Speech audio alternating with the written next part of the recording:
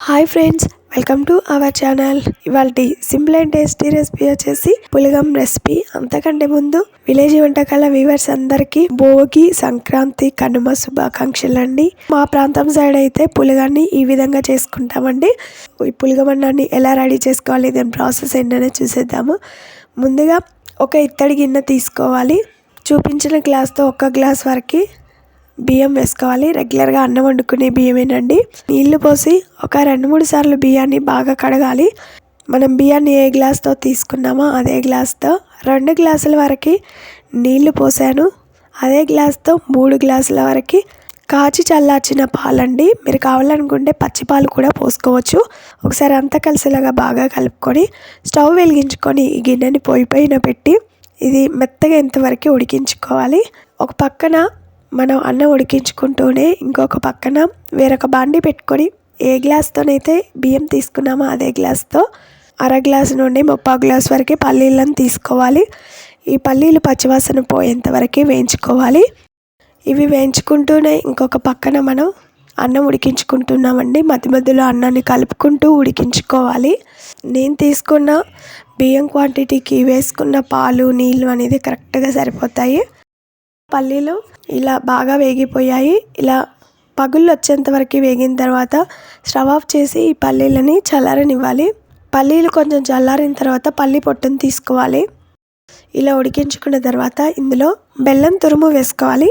అన్నం మెత్తగా ఉడికిన తర్వాతనే బెల్లం తురుము వేసుకోవాలి. అన్నం ఉడకక ముందు బెల్లం అస్సలు వేసుకోకూడదు. ఎందుకంటే బెల్లం వేసిన తర్వాత అన్నం అనేది ఉడకదు కాబట్టి. ఇప్పుడు ఇదే గ్లాస్తో 2 గ్లాసుల వరకు బెల్లం తురుము వేసుకోవాలి.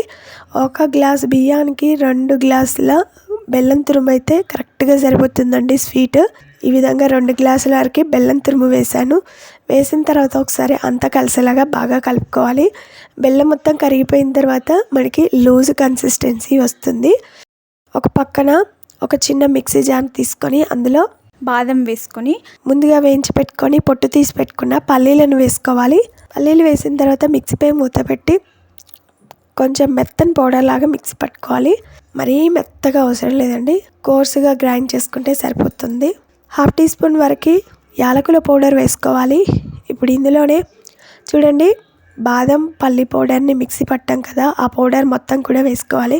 బాదం పల్లి పౌడర్ వేసిన తర్వాత ఒకసారి అంతా కలిసేలాగా బాగా కలుపుకొని ఒక 2-3 నిమిషాల పాటు ఇలాగే ఉంచి ఉడికించుకోవాలి. 2-3 నిమిషాల తర్వాత చూడండి, మనకి కన్సిస్టెన్సీ ఈ విధంగా ఉండాలి. ఈ విధంగా ఉన్నప్పుడు ఇప్పుడు స్టవ్ ఆఫ్ చేసుకొని దీన్ని పక్కన పెట్టేద్దాం. సర్వింగ్ బౌల్లోకి తీసుకోవడమే. ఇలా చేసుకున్న పులగమన్నాన్ని దేవుడికి నివేదించి సర్వ్ చేసుకుంటే అంతేనండి. సింపుల్ అండ్ టేస్టీ, నోటికి ఎంతో కమ్మగా రుచిగా ఉండే కమ్మని పులగమన్నం అయితే రెడీ అయిపోయింది. మీరు ఈ భోగి పండగకి ఈ పులగమన్నాన్ని తప్పక ట్రై చేయండి. మీకు ఎలా వచ్చింది, టేస్ట్ ఎలా ఉంది అనేది కామెంట్ చేయండి. ఫస్ట్ టైం ఆ వీడియోని చూస్తున్నట్లయితే వెంటనే సబ్స్క్రైబ్ చేసుకోండి. పక్కనే ఉన్న బెల్ సింబల్ని క్లిక్ చేయడం ద్వారా మేము పెట్టే ప్రతి వీడియో నోటిఫికేషన్ మీ మొబైల్కి వచ్చేస్తుంది. Thanks for watching. Bye bye.